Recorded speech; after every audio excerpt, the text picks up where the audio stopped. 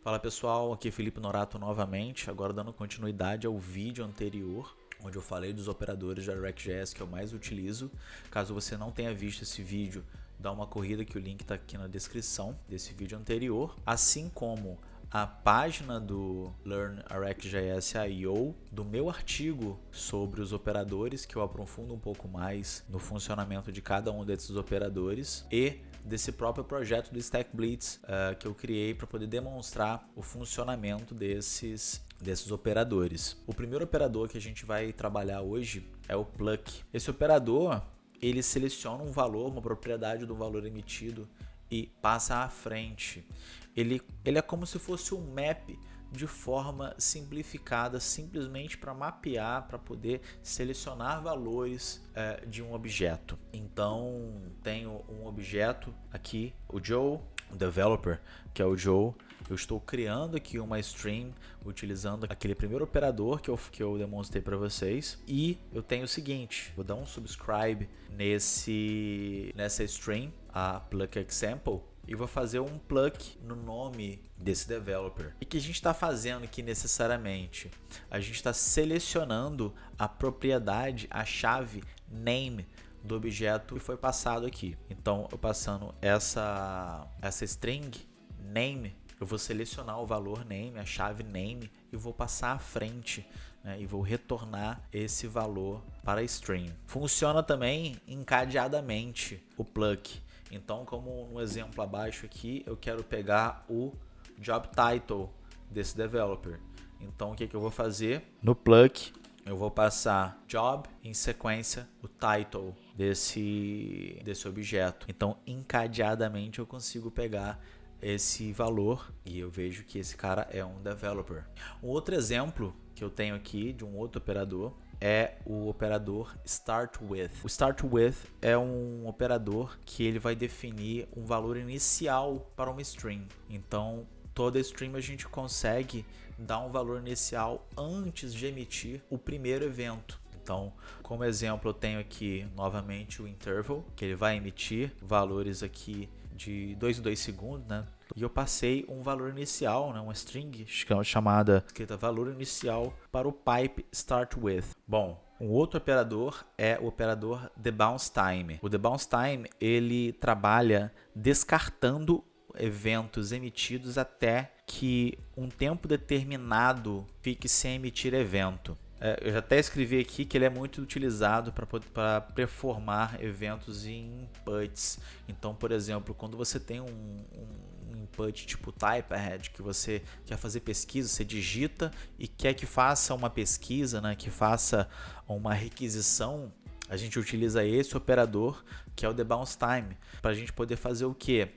Para que a gente pegue e digite um valor e a partir de X milissegundos que não seja digitado esses valores, aí sim seja emitido o valor necessário para a gente. Esse exemplo é um pouquinho mais complexo, eu tive que colocar um input aqui para a gente poder fazer com que funcione.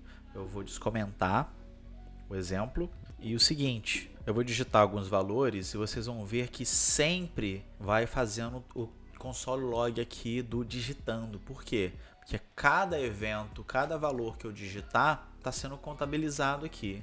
Só que só depois que eu colocar um debounce_time, que eu parar 2 segundos de digitar, eu vou ter aqui um console log falando que parou de digitar e aí sim emitir o valor que foi digitado. Então, ó, tô digitando, parei, aí ele vai informar que parou de digitar e aí eu tive um valor emitido. Outro operador que a gente utiliza também é o distinct until changed, que ele emite só um valor caso seja diferente do anterior. Ele é como se fosse um filtro de valores repetidos. Então ele só vai deixar passar um valor se esse valor for diferente do anterior. É uma coisa que a gente não consegue fazer com filter. A gente não consegue em modos normais fazer isso com filter. A gente teria que guardar em uma variável externa para a gente poder fazer isso com filter e não é necessário.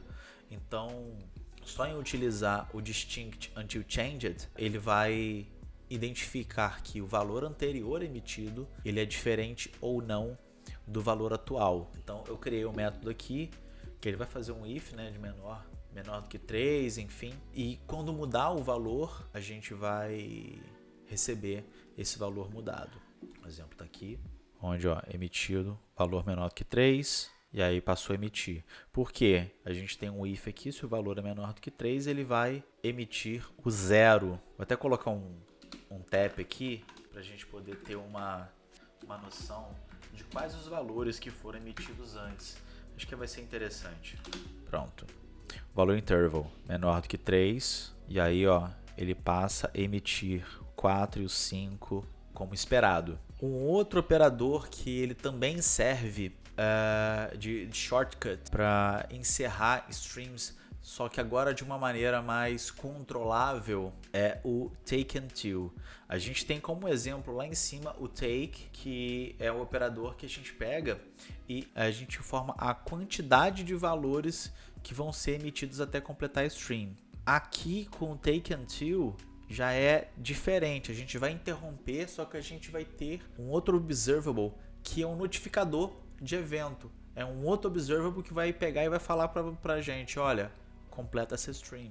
Então, a gente utiliza muito esse conceito do take until da seguinte maneira. Eu tenho um serviço no Angular, por exemplo. A gente tem um serviço que ele fica emitindo valores. Quando chega em um determinado ponto, eu quero interromper essa emissão de valores. No componente que está utilizando esse serviço, eu vou dar um subscription. Geralmente a gente faz um subscription utilizando um pipe async, que ele mesmo já encerra a stream quando necessário. Porém, se a gente quiser completar essa stream de alguma maneira, a gente utiliza essa tática de criar um destroy, um subject destroy, e aí sempre que a gente for fazer um subscribe nessa stream que a gente for utilizar, que no caso esse interval, a gente vai acompanhar ela de um take until destroy, passando esse destroy que a gente criou no componente. E aí no Angular, o que a gente faz? A gente utiliza o ng-on-destroy e aí passa aquele this destroy, dá um next e em seguida a gente dá um complete. E aí a gente consegue, com essas três coisas, a gente consegue controlar as subscriptions que a gente tem para não dar problema de sobrecarga na aplicação de memória. É aqui como a gente vai utilizar. Então a gente tem o nosso gerador, né, o nosso criador de stream. A gente tem o nosso pipe, que a gente está utilizando o take until, e eu estou utilizando também mais um operador aqui, que é o finalize. O finalize é o operador que ele meio que desloca esse método complete do subscribe para dentro do pipe, basicamente como se fosse isso. Na teoria seria o finally de um try catch. E aqui a gente está emitindo vários valores, que são esses 50 aqui, a cada 50 milissegundos. E aí eu vou botar aqui um timeout, falando assim, parou a stream. Ele emitiu alguns valores, e aí, 300 milissegundos, ou seja, 6 valores até entrar no timeout. E aí do timeout em diante, o que a gente vai fazer? A gente vai dar um console log aqui para mostrar que a gente parou a stream, e a gente dá um next e um complete, que aí vai fazer o que? Esse método finalize, ele vai falar que a stream foi interrompida, foi parada essa stream. Para esse vídeo eu estou encerrando agora. No próximo vídeo eu vou falar de mais operadores, para esse vídeo não ficar muito extenso. Então, um abraço e até a próxima.